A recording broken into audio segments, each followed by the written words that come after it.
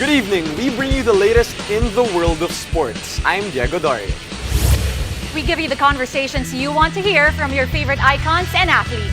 I'm Deanna, and in tonight's Game Plan, we'll break down Gilas Pilipinas' victory over India in the FIBA World Cup Asian Qualifiers. We'll also talk about one hot streaking team in the PBA Philippine Cup, the Blackwater Bossing.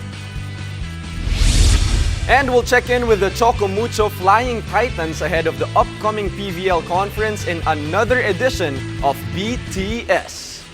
Buckle up, sports fans. Let's get in the game.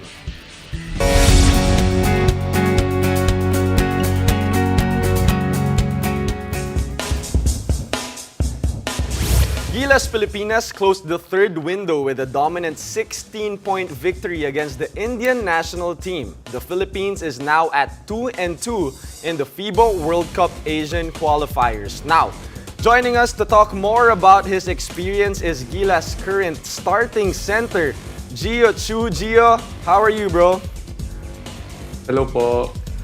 Thank you for having me. I'm doing okay naman. Thank you. All right, Gio, first of all, okay, congratulations. You guys won against India 76-63. You lost against New Zealand though in the first game of this window. Pero can you talk to us about your general experience about this window? I mean, ang short lang nung preparation nyo also from New Zealand going to India. How was that whole experience, the travel? Siyempre we had our loss against New Zealand, so and it wasn't really the game that we wanted to be. So it was kind of hard, but just like what they said, it's how we bounced back from that game. And we were lucky enough to really just be able to play our game yesterday. And luckily, we were able to get that win against the Indian national team. I also wanted to ask you because earlier yesterday nag-uusap tayo, di ba? And you were telling me that Coach Nenad would always talk to you that you about your performances, about your improvements. Kahapon after that game against India, ano yung mga sinabi niya sa'yo? I'm not really sure, but I think he just really told me to just focus, especially na given na done na itong FIBA World Cup qualifiers. Now we have FIBA Asia Cup next.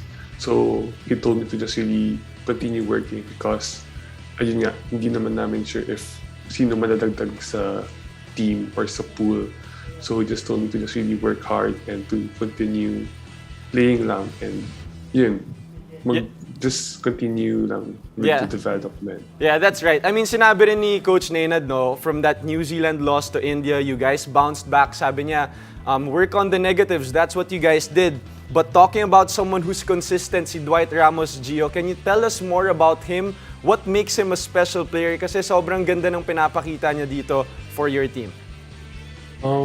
With Dwight naman, I think his experience in the D-League has really helped him to become a leader. I mean, leader on and off the court. Like, you can see naman how yung capability niya offensively is really there. And yun lang, he's been really producing well and he's able to, just really help the team as bond rin as a whole. Kasi syempre, with his experience, and syempre, he's one of the respected guys in our team. Speaking of experience, of course, Manong Kiefer leading the team as your team captain. Gaano kalaking bagay? Ano ba yung mga intangibles? At ano yung klaseng leadership yung nadadala ni Kiefer for this young Gilas team?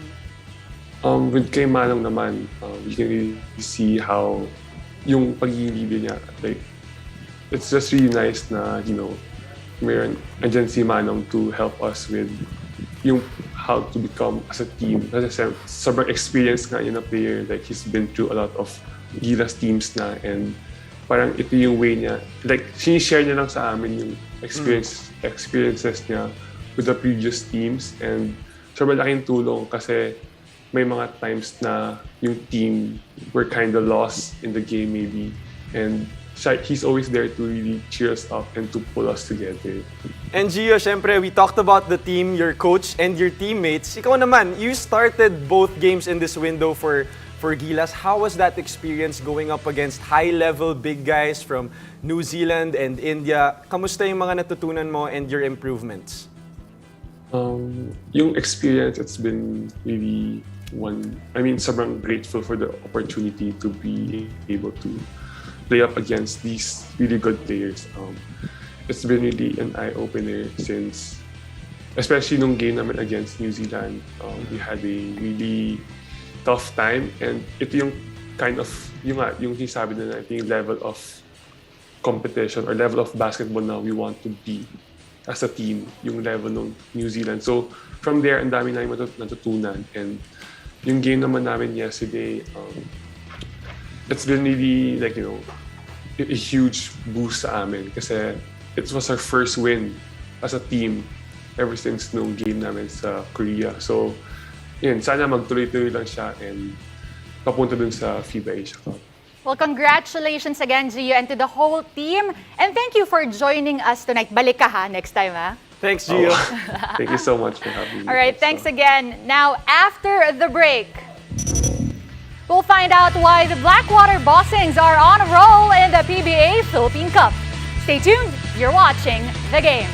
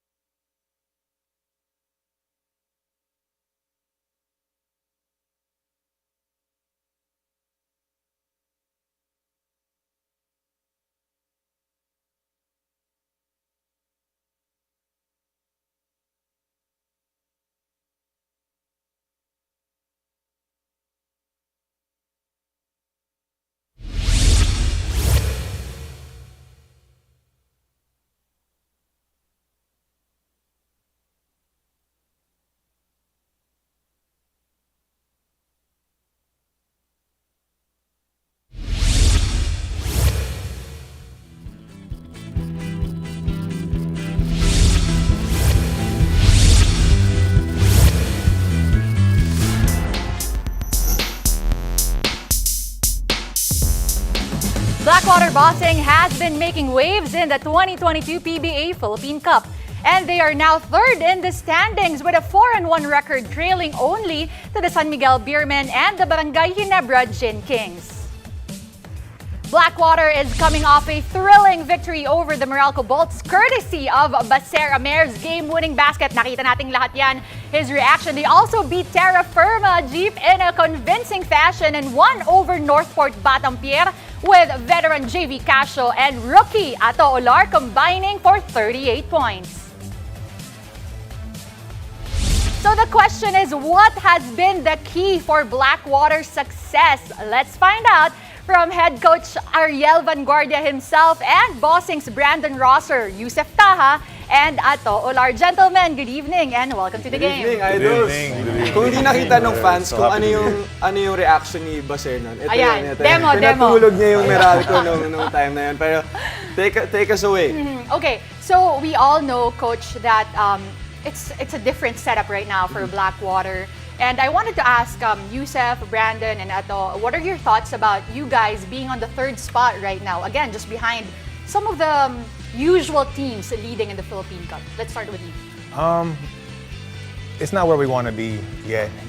Going forward, we just want to keep getting better one game at a time, and then let the standings take care of itself at the end.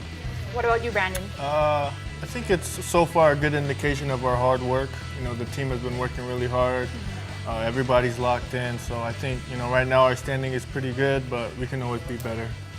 Ato? Yung mga panalo namin kaya kami nag-4-1 kasi talagang pinaghirapan namin sa training pa lang, tapos yung chemistry namin sa laro maganda. And sinabi nila, Coach, pinaghirapan and hard work. Yun yung mga words na sinasabi nila. Coach, you were part of the management few years back. Now you're at the helm as the head coach of Blackwater. Ano yung preparation nyo? Kasi parang yun yung laging sinasabi ng mga players before this season started na ang ganda ng pinapakita nyo. Well, we started really early this conference. We had like 2 or 3 week break, and then we were practicing very early for this conference. But we really wanted to keep the core. Yung mga guards namin, I think we have pretty good guards. And brought in bigs. A lot of bigs. Coach, Really, a lot sa of bigs. Philippine Cup. Only Barkley was a holdover from last year's bigs, or last conference bigs. Kasi nga Andre retired, so he would have been part of this team. But And may ano ba kayo, Coach? Mga twice a days kayo ng off-season? Meron well, ba? wala naman. It's longer. Okay, and it's a lot of lifting in between and a lot of individual work with the coaches. Pero it was rigid. It was fun, but I think we were able to surprise the early teams that we played. But I told them there's no more surprises pinaghirapan nyo yan, this Coach. July. I think mahirap talaga tong July schedule namin. We have 3 back-to-back games. Brandon, there's been a delay on your PBA debut because of your injury. 6 weeks. How does it finally feel now that you've played your first PBA game? It feels great. I was really having FOMO. I really wanted to play with the guys. I really wanted to just practice. Honestly, I haven't really sat out that long, but it was really good. I've tried to stay as locked in as I can. Learning from the sidelines, talking to vets like Yusuf and Rashawn and JV, just picking their brains. Coach always, keeping me, engaged and feeling a part of the group. So, I was just happy to go out there and contribute. I played 10 minutes, but it was the hardest 10 minutes I had in me. So, hopefully, I could keep building and continue to play alongside these guys and keep winning. And Brandon, just a quick follow-up. Out of 100, where are you at right now? Say 100. I think I'm ready. I like it. I think the finger health-wise is it's good to go. There's no limitations on it, but obviously I can always improve. Get my conditioning back and things like that, get my strength back. Yeah. But the finger, the injury is good to go. That makes sense. I mean, Yusef, how important is it for you to showcase your talent here with Blackwater? You were traded for Kurt Lohera in the off-season. New team, but you're already contributing. I think when I first found out about the trade, the first thing that came across my mind is like, we're not losing 30 games in a row. Yeah. I was like, I promise you guys, like, we're not losing 30 games. And I was like, we're going to the playoffs. That was like my first, instinct coming into this. And then getting here from day one, I thought, I was trying to change like how we do things. I wanted to change it to where, we play more as a team and really lead that way, to where it's not just, we got rid of the old habits basically input. How did you do that? Like habits. vocally, you're really reminding all the guys to have that kind of culture in the team. I think both. Like I show it by example, by working hard in practice every day, playing hard. Because I practice like how I play. Yeah. I don't turn it off or turn it on. And when it needs to be said, if coach doesn't already say it, I will bring it up to the guys. Ikaw naman na to, you've been having really good games, 19 points then in your last one. Si Coach Ariel kanina, even before we started, was calling you a rookie vet na. With how you're playing right now, paano mo nakukuha yung kumpiyansa mo? Sa mo binubunot yan? Nagsisimula talaga sa practice. Tapos ang gagaling kasi pumasa ni Kuya JB tsaka ni Ayun. Yusuf. Hindi na ako nahihirapan eh. Pag nasa akin yung bola, shoot ko na lang eh. Ang dali ng trabaho sa team, tapos kukuha lang ako ng rebound. Yun lang, sobrang dali. Kamusta naman yung transition mo from college, di ba? Tapos ngayon PBA, ang ganda agad ng linalaro ni Ato, Denise. Tsaka nag-abot kayo ni Ray, di ba? Yeah. So, did that help you as well with entering the team and getting used to everybody? Yung mga nakasama ko, mga veterano, yun din yung mga tumulong sa akin. Talagang tinuruan nila akong mabuti. Para pagdating ko sa PBA, hinug na talaga, kayang-kaya na makipagsabayan. And sinasabi nga nila, steal of the draft. Ito si Yes. Ato. Pero job is not done, Coach. It's just the start of the season. Siyempre, 4-1. Coach, you're going up against Phoenix next and against San Miguel. Let's talk about Phoenix first. Anong sa tingin niyo yung kailangan yung gawin? Just general against Phoenix. Of course, if you talk about Phoenix, Macho right. So course. we have to And find kinoach a mo way. din siya, Coach. Yes, we have to find a way to stop Macho right. Perkins and Mocon. So I don't know. I think they're much better team than what their standing is. So they have a lot of pretty close games. So I think it'll be a battle for us. Now that I think they're in much better shape, their Macho Right has came back for a long time now. So I think it'll be a good game. Yeah, and of course, I mean, San Miguel is always tough, especially in the Philippine Cup, Coach. And I'm sure lalabanan yan. With all the bigs you have here, I'm sure that's gonna happen. And Coach, good luck sa inyo in the upcoming games. you. All to Thank you, you. gentlemen. I hope you guys win more games. And thank you so much for your time. Thanks, guys. Thank you too for having us. And when we return, we shift to the Premier Volleyball League as Franny Reyes goes behind the scenes with the Choco Mucho Flying Titans in a brand new edition of BTS. Stay tuned. You're watching The Game.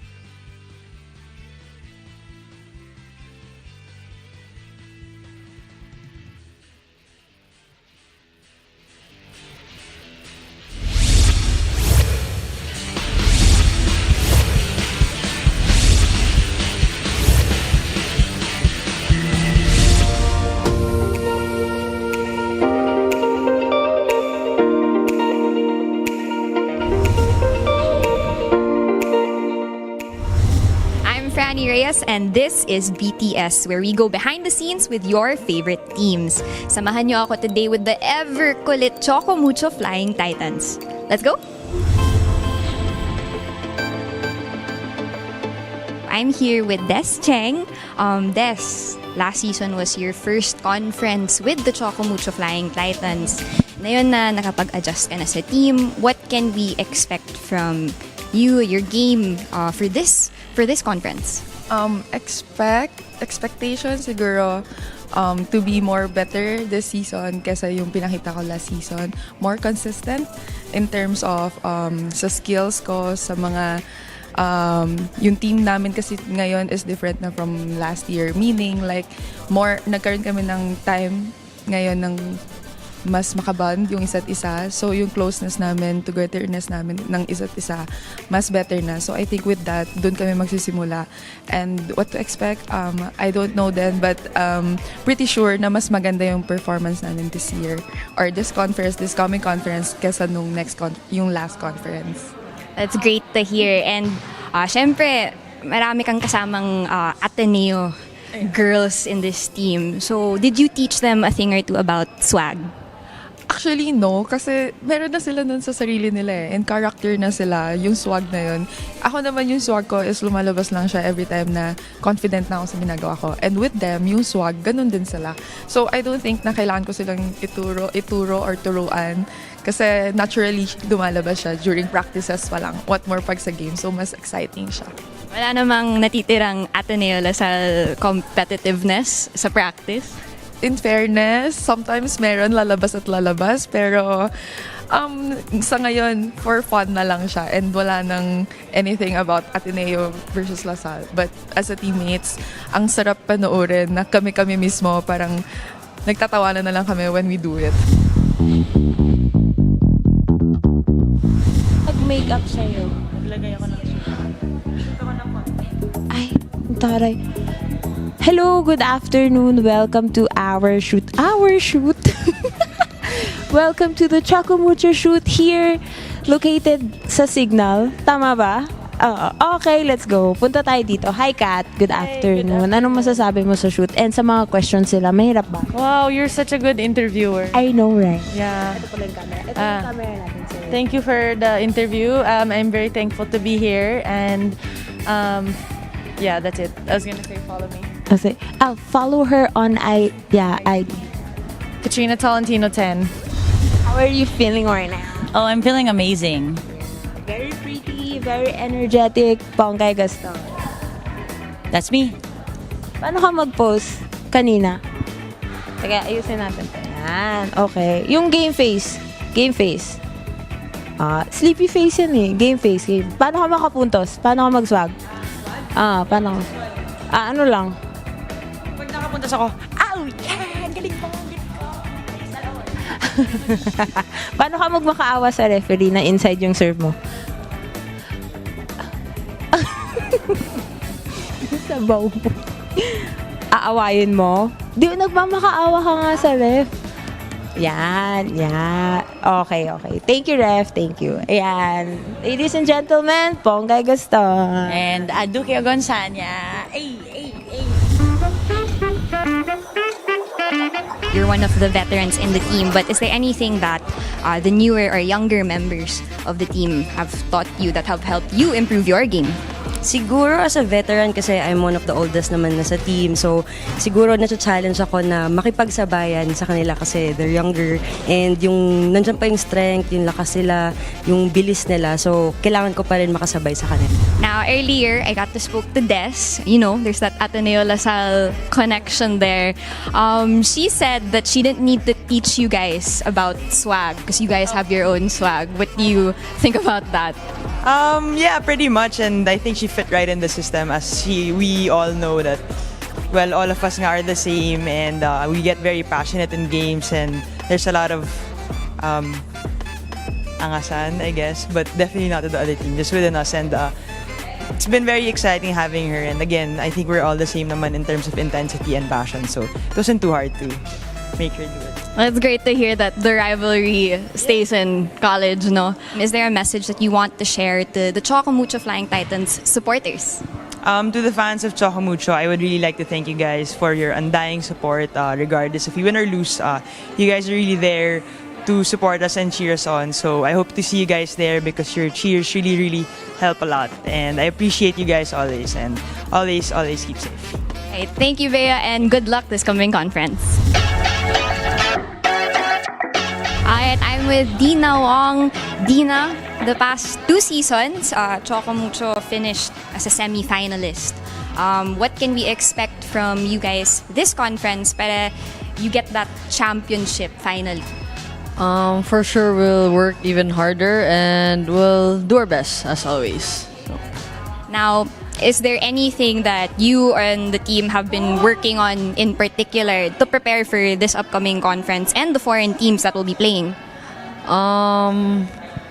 Well, what I see sa team is that we've been working with our chemistry and our gelling talaga. So, well, bago kasi yung lineup namin from last season, and we were only given a month for us to practice together. So that's what we're working on. And also, syempre, the basics. So setting, digging, spiking, yun pa din.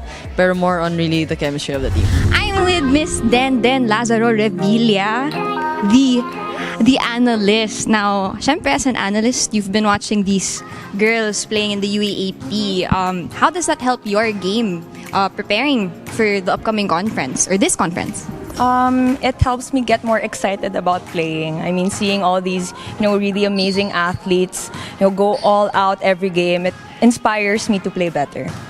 Now, there wasn't that much time between the last conference, and I asked Deanna earlier, you guys spent a lot of time building chemistry. So what's your favorite way to bond with the girls? Of course, eating. Eating out with the girls is always a fun time. We also have foreign teams playing this conference. How does that, help your game also? And how did you guys prepare for them?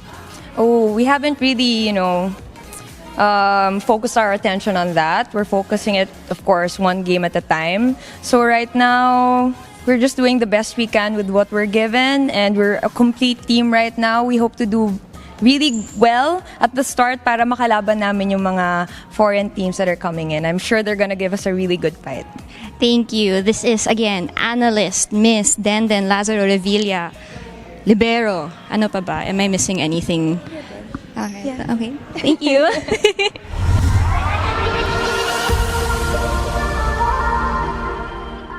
Thanks for joining us. I'm Franny Reyes, your BTS insider, here on The Game!